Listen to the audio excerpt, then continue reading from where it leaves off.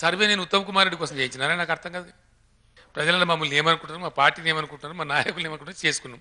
వచ్చిన రిజల్ట్ ఏంటంటే ఒక్క దాంట్లో 106 గెలుస్తామని వచ్చింది, ఇంకో దాంట్లో 103 గెలుస్తామని వచ్చింది. నేనేం చేయాలి దానికి?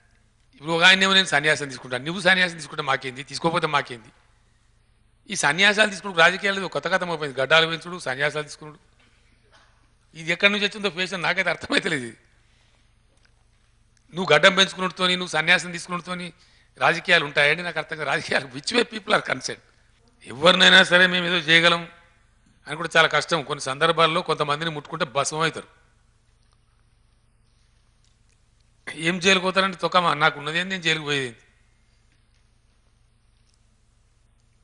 మేము కడుపు కట్టుకొని నోరు కట్టుకొని అద్భుతమైన పరిపాలన కొనసాగిస్తున్నాం ఇక్కడ బ్రహ్మాండంగా.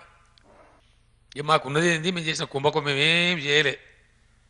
ఎవ్వరు కూడా మమ్మల్ని ఏమీ చేయలేరు, అంత నిటారుగా ఉన్నాం మేము. మాకున్న ఆస్తులు కానీ తోకలు కానీ మొత్తం అంతా బహిరంగ రహస్యమే, మాకు పెద్దగా లేవు. మేము మా కుటుంబం కోసం తీర్మానం కూడా చేసుకున్నాం, మనకి ఇంతకంటే ఆస్తులు అవసరం లేదని కూడా అనుకున్నాం. మేము ఈ దుర్మార్గమైన చండాలమైన ఆస్తులు అక్కర్లేదు, ఆ సంపాదన అక్కర్లేదు అని అనుకున్నాం. కాబట్టి మాకు ఎంత ఉందో దాన్ని మేము టైం టు టైం నికరంగా నా జేబుకుండే పెన్నుతో సహా ప్రతి సంవత్సరం నేను ఐటీ లెక్కలు సమర్పిస్తాను. మేము సన్నాసులం కాదు, మాకు కూడా బుద్ధి ఉన్నది.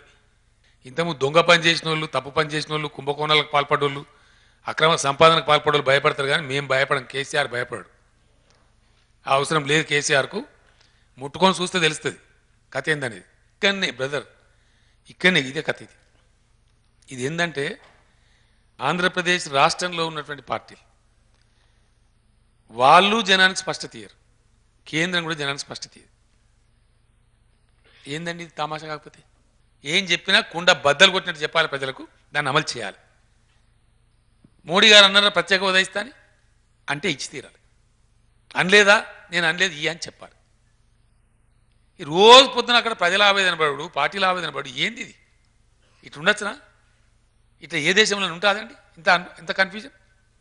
ఇగో ఇదే మారాలని నేను అనేది. నేను కొట్టినట్టు చేస్తా, నువ్వు ఏడిచినట్టు చెయ్యి, అట్లుంటుంది.